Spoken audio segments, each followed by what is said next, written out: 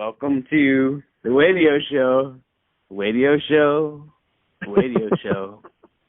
Welcome to the Wadio Show. Come Wadio Show with me. Okay. So here we go. Okay, so it starts out the story starts out basically that you've been selling shit online. Right. That's how the story starts out, right? Yes. That you've been selling shit online, trying to get rid of some collectibles because you're trying to, like, you know, get some stuff, get some money packed away, precious metals. You're trying to, like, you know, kind of fucking hunker down and get ready for this new paradigm that we're into.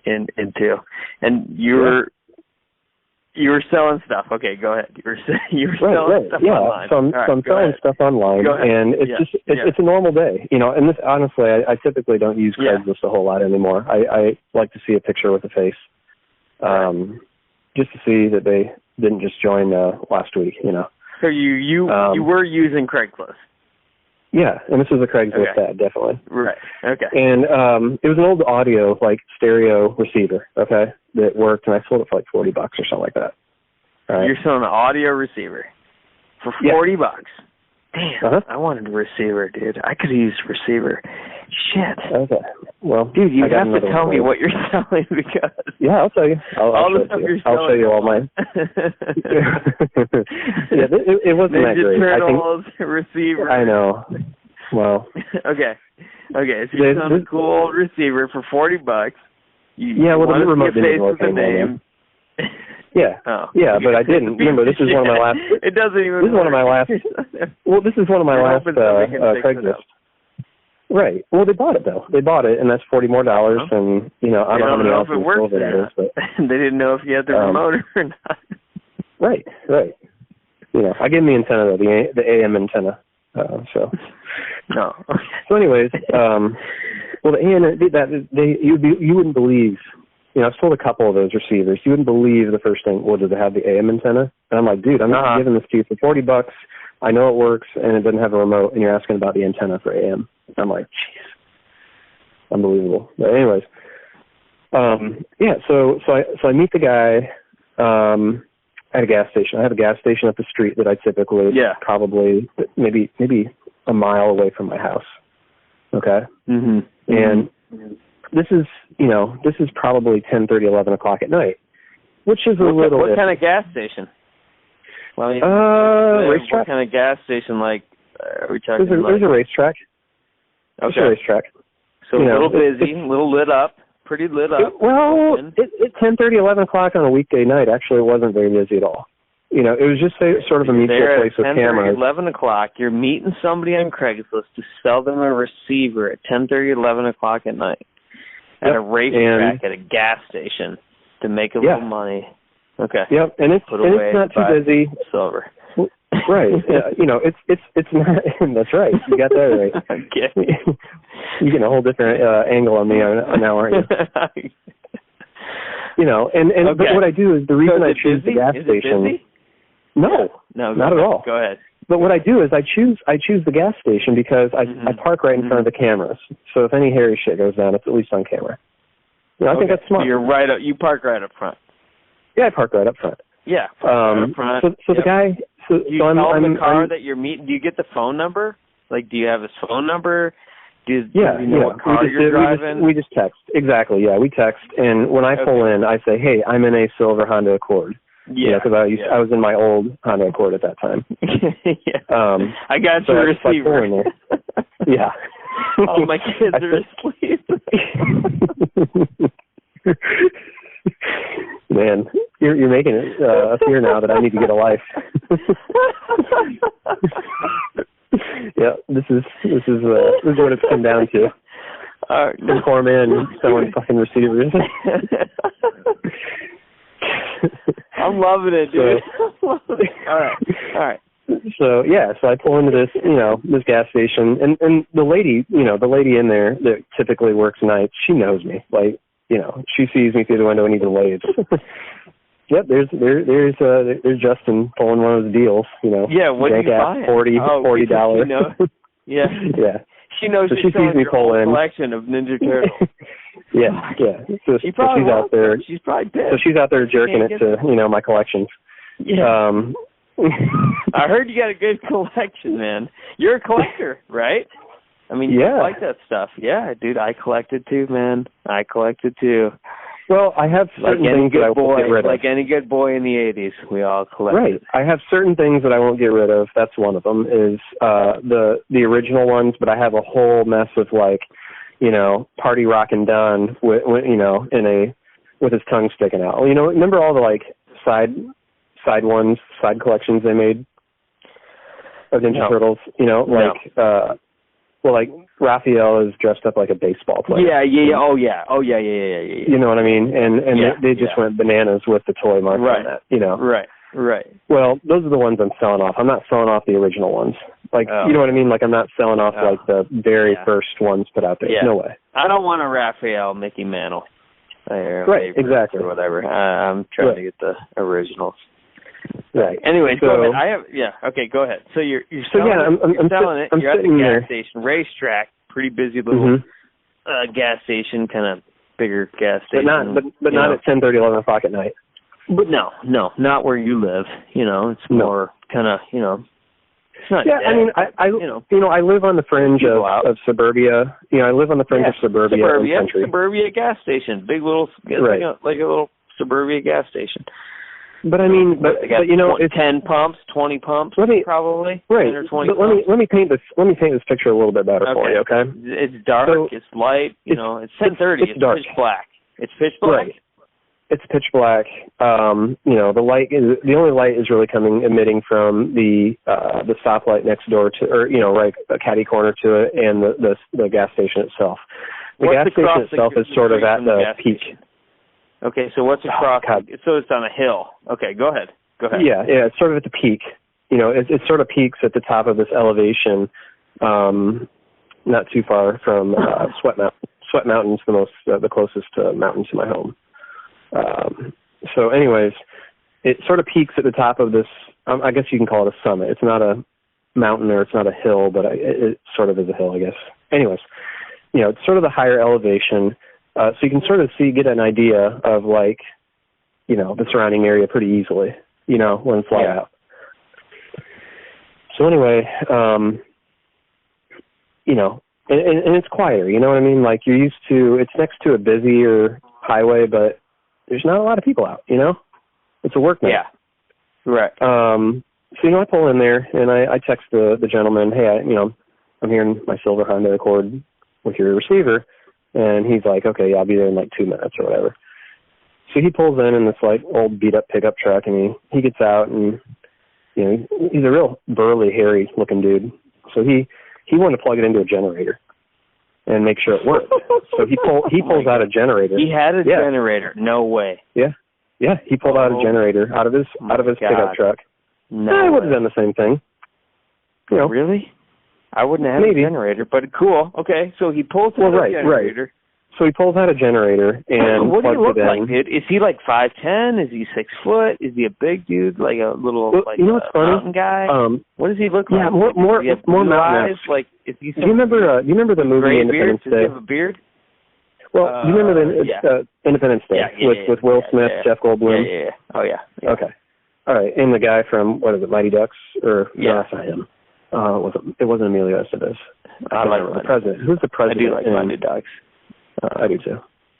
Who's the president in Independence Day? In Idiocracy? That black dude. That's crazy. No. Well, anyways, do you remember the guy that WWF wrestlers, dude? I think Sheik. I think his name is the Iron Sheik. Iron Sheik, dude, or something like that. I always like Sting. Yeah. Once the Undertaker came in, I was like, I'm kind of done with wrestling.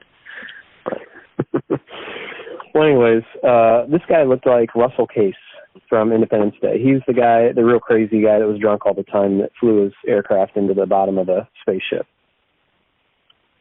Okay. Yeah. You know what I'm talking about? Mm-hmm. So he sort of looked like that. He's like a little bit older, probably 60, kind of a rough beard, had a trucker type hat on, and he just pulls out a generator. A soggy bottom boy. Pretty much. And he plugged that sumbitch, right into his generator and started, tuning it. And it worked, He of course. plugged that sumbitch right in, didn't he? Yeah. And it worked. He certainly did. It turns right on. And it turns right on. No blown fuses or anything. He started surfing around and noticing it works on his AM and FM. Yeah. And that was that. And he said, all right, here's your money. And $40 cash? Yeah, $40 cash. Okay. 220s, if I recall. And he shook my hand and said, take it easy. And that was it. It was simple as that, really. You ever notice that when those situations go down that one person is typically the more dominant, controlling person of the situation? Yeah, I get what you're saying. Yeah. Well, he probably, if he would have like chucked that receiver into the back of his pickup truck and not paid me, it wouldn't have surprised me. Because what would I have done? He would have eaten. Right. He would have eaten all my balls. Like he wouldn't. He would. My point is he was. He basically commanded what was going on. I get it. When you wrestle with pigs, he's one to get dirty. You're not. So I get it. I get what you're saying. Right. We can all get dirty. Everybody can get dirty. It's just like some people are like, nah, I wouldn't do it for that. But you would. Right. I get it. Okay. I probably wouldn't have. I probably would have been like, well, that was that.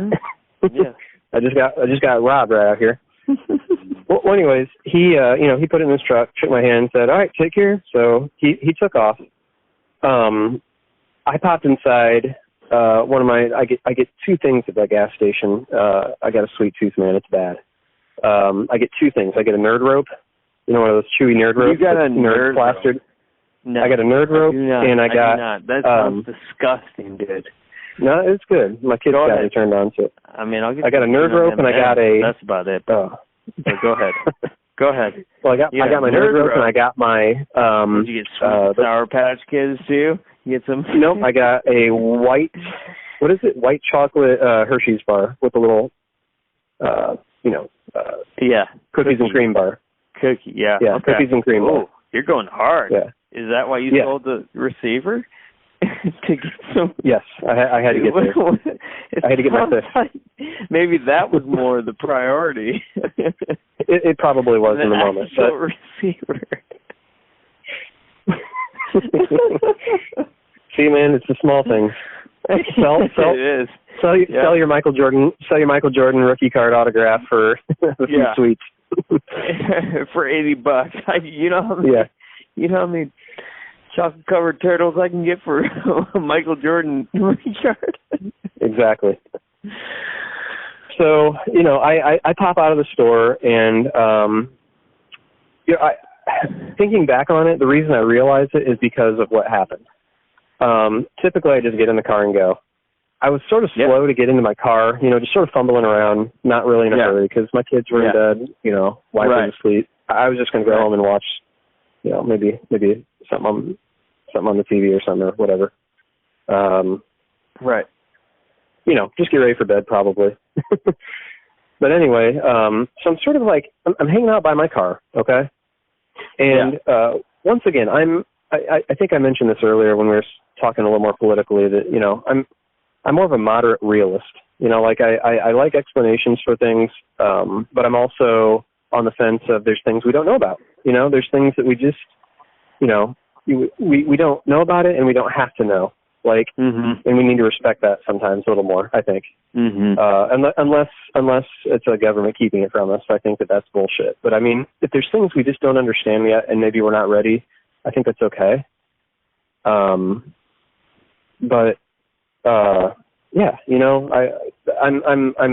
try to put, I try to put the, what do you say, like the meat to the meal instead of the salad first. I try to put some meat to it and some fact and make my honest opinion based off of what I'm seeing, So I'm standing out there getting ready to get back in the car, and I'm noticing a very long, very big. Well, first I noticed the blinking lights because it was escorted by a couple police cars. Okay. Okay. And so you're at the gas station looking out on this roadway, And there's these because like you're at the summit. Remember, this is a summit. Right, you're at the top of this summit, like elevation-wise, around this area. Okay, right. Here in suburban / country Georgia. Right. Okay. Right. And there's right next to the gas station, maybe like 2 blocks down. You can sort of see downhill. Okay, and where the street goes perpendicular. Okay. To the main highway, and there's two police cars escorting this big ass flatbed truck. And the first thing you think about is construction, or you think about what volatile chemicals couldn't they move if the road was busy? You know what I mean? So I start thinking of very normal or a things big piece like of that. equipment. It could be a big piece of equipment. They move right. piece of equipment. It could be a multi-million-dollar piece of equipment. Right. Yeah, for a factory or for frickin' a government project or what? They move that stuff all over the place. I mean, the plant and they move it all the time. Humongous. Yeah. Oh yeah. Right. Oh yeah. And they do that all the time. Flaggers and cars in front of them, and escorts, and sometimes police escorts there because they have to shut down intersections for it to turn. For literally the thing to turn left, it has to shut down an intersection. Right, so, and remember what I said. This is at a busy highway, and it was coming off of that highway. Okay? Okay, so it's coming off of the highway. Right. To get gas, who knows what. Maybe it says destination is there. Who knows? I don't know. Whatever. I don't know where it Doesn't was matter. going. I have no idea. How fast is it traveling? It couldn't have been more than 15 miles per hour. 10, 15 miles per hour. It's going slow. Really, really slow.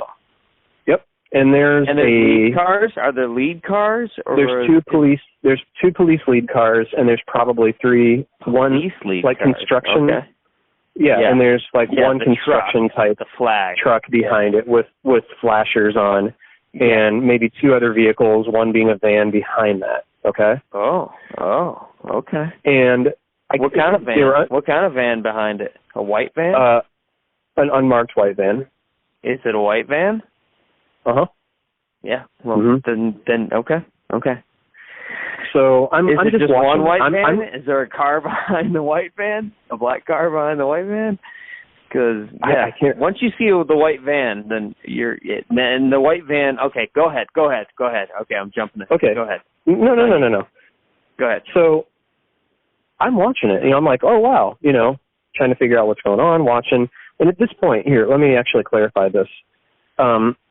This is happening, and it's probably a quarter mile away from me. Okay. So it's a quarter mile away. Be, how many feet? A couple football fields, maybe. Yeah, like 2 or 3, 3 or 4. 2 or 3 football fields away. I would say about three football fields. Yeah. Okay. So about a quarter mile away. Okay. Fields. Yep. Right. And I'm just watching it. I'm watching it, and I'm like, oh wow, I wonder what they're moving. Yep. Flatbed truck, and this is a long ass truck, man. Like you've seen those. It's just big. It's like one of those ones they move like freaking whole houses on, man. I mean, it is big. Right. And it's got like multiple tarps over it. It's got like it's holding something down. Like it's how high is it? 10 feet, 15 feet it's high. It's probably 10 or 15 feet high. Yeah. On the back of the truck, from the flat, from the actual bed of the truck. Yeah. And it's like I said, it's going like 10 or 15 miles per hour, and I'm just sort of watching. They come to a screeching halt. In you front can of hear the gas something. Station. No, not in front of the gas station. This is they're probably at the intersection or something. They're probably at the intersection about a football field away from me. Okay. They come to a screeching halt to the point where you can hear things sort of not fall off the truck at all, but they come to a screeching halt, and you can hear just some of this commotion, like boom, boom, boom, boom, boom. Sort of like you ever hear a train come to a stop, and you hear all those separate cars, they hit one after the other a little bit. They hit each other. Yeah, the momentum carries the force into each car. So you think something on the truck shifted or something? Yes, something on the truck shifted, definitely. And it caused a commotion. It caused a commotion because people started hopping out of the cars. There were probably 8 to 10 different people. Some were cops. Some I couldn't tell who they were.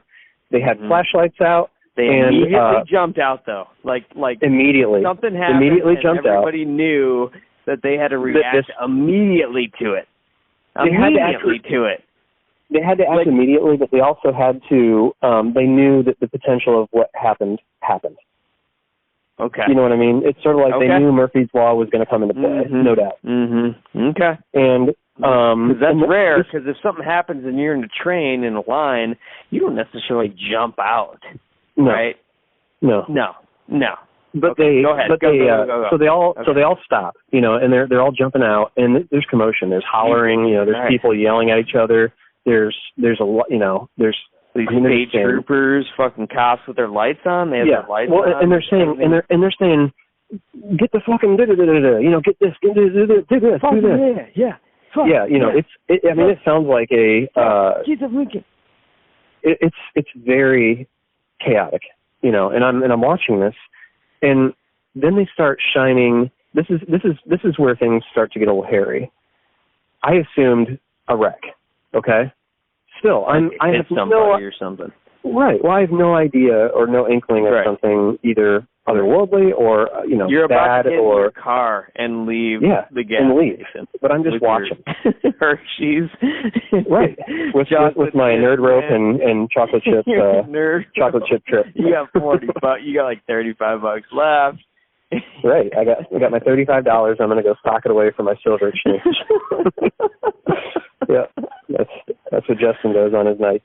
So anyways, you know, I'm staying out here watching this, and one of the very important details I forgot to mention was where they stopped was right next to a heavily wooded area. Okay, it wasn't there, you know, it was a wooded area that didn't have, you know, commercial real estate or anything. It was just this very heavily wooded area. Yeah, some wood next to it. Got it.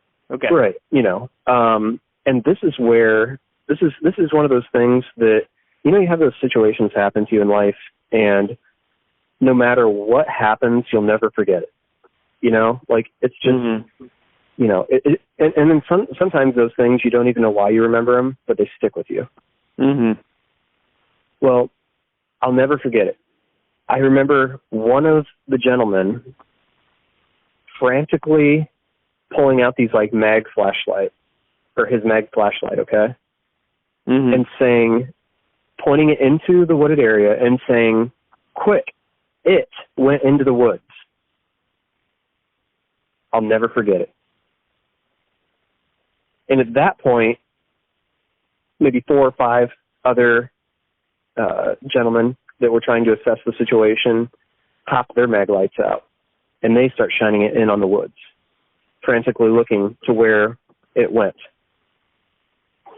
The way they were acting made it seem as though whatever they're transporting escaped. That's at that point, you know, I'm a little freaked out. I get in my car and I go home because I didn't stick around for it, just because I didn't want to be questioned.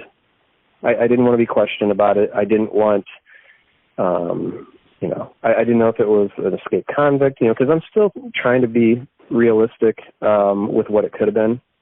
You know, I'm not thinking, you know, a predator from Alien is going to be there or something like that. But, you know, they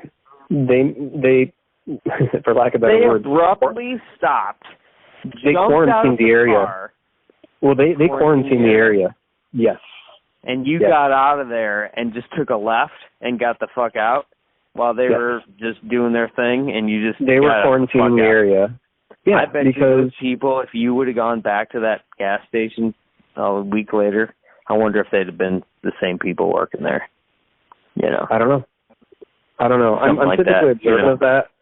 Now, I will say at this point, this was probably a year or just ago. You know, they just zap them with the MIB thing, you know, and erase their memory or something, dude. And you got out of there, and so I got out of there just because. So you see these military? Are they military? Do they have holsters? Do they have? Are they? Oh yeah, they're all armed. So they're super armed. Do they have bulletproof vests? Are they just cops in cars? Or who's in the truck? Were there any weirdo looking guys with different kind of outfits on? No, I mean it wasn't like a true Men in Black situation or anything like that. You never saw the white car people? Did the white van? You probably didn't even know. You were probably just like, you don't even know, though, dude. Really? No, I don't. This was. You don't even know. That could have drove up a mile. That could have drove up fucking 200 yards. You don't even know and stopped, and then quarantined the area. So the flatbed truck stops. There's a commotion. Boom, boom, boom. A bunch of freaking cops jump out. No, it's heavy, dude. You got a sense from the low end frequency, the bassiness. Right. It's a huge bass. Boom, boom, like something fell off a truck. I don't know if it fell off the truck, though. I feel like it just ricocheted one thing after another into each other. And so a cage got jarred is what you're saying. A cage got jarred. That's the sound you heard. You heard a cage got jarred. Something popped open. If that's what was... If that's what was... woods, that's what you're saying. That's what your gut tells you. That's what your gut tells you. That's what you heard. That's what all your senses, all your rational senses tell you. And that's my rational senses. I would say my rational senses. Yeah, I mean, my rational senses tell me that whatever was under there was hosting one or multiple, things. One of them got out. They panicked. They knew that it was a potential to happen there. You know what I mean? It's almost like they'd been trained to know that this was going to happen. You know what I mean? You think it was a drill? You think it was a setup then?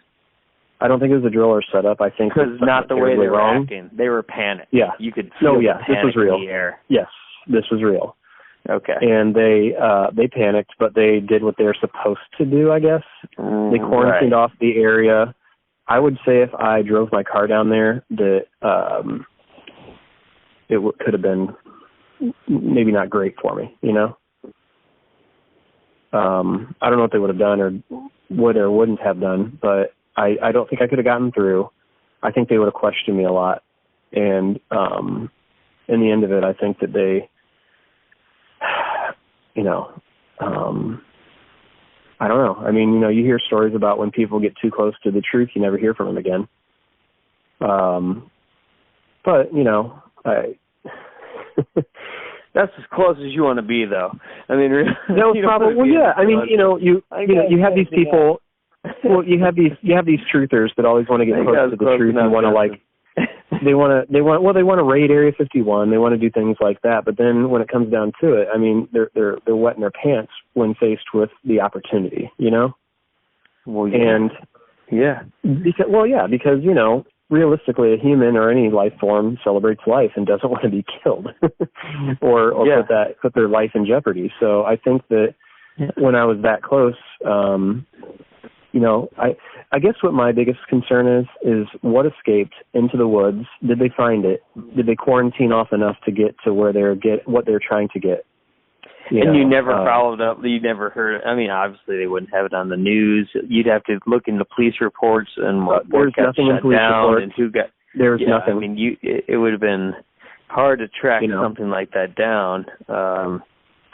You really couldn't do anything other than being an eyewitness, or talking to other eyewitnesses who were there. But I mean, nobody else was there, man. I wish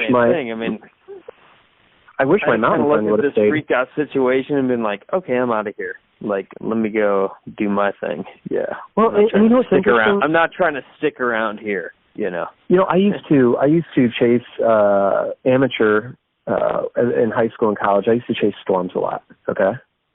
Part of my minor is in meteorology, so I always had an interest in storms and weather. Okay. Mm-hmm.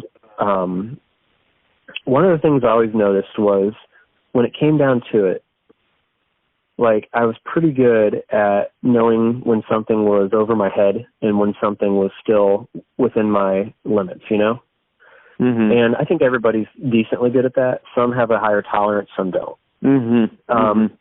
I reached my tolerance that night easily because I could sense, talk about having only 5 senses, but, I could truly sense with all the information that I was given that even if I had the cojones to go down there and see what was going on, I knew nothing good would come of it. Mm-hmm. And it's just one of those things. You really felt fight or flight mode. I mean, you were. Yeah. It was very unnerving. I'm not going to fight this fight. No. It's not mine. I need to get the hell out of here. Well, it was very unnerving. Hell out of here. But and here's one of the elements. What did you think about later? What did you think about later? Did you just dismiss it, or were you driving home thinking like, what the heck? Or did this all come to you like a little bit later as you started thinking about it? Oh, no. Wait a second. When the thing with the woods, when the thing with the woods and the quarantine happening, that's when I knew it wasn't like, a dog or convict escaped. You know what I mean? Mm-hmm. I was thinking the whole way home, and I was like, man, did they see me? Because I was thinking that they don't transport convicts on flatbed trucks. Well, of course, right? But you know what I'm trying to say. I'm trying to say any logical. I know, but I've seen somebody escape out of a truck or whatever, and been on the side of the highway, and these cops were like searching the area for somebody jumped out of a car and shit. I mean, that makes sense, but on a flatbed truck, right? That's not. No, but when you're in that situation, and if you think the way I think, you have to think about everything potentially. It's hard to explain. The sound sounded like a giant box running, like a train pushing into another box. You think so it didn't get tipped over. If I closed my eyes, I would have thought I was near a railroad. Yeah. And then, to be honest, busted open. Something busted open and escaped. Something might have busted open, yeah. That's what it sounded like. Well, that's what all your senses are telling you. Something busted out of something on a flatbed truck and escaped right there. And I was truly concerned that they saw me watching too. You know what I mean? That somebody, saw me leave. Somebody saw me, was following me. I'm sure they did.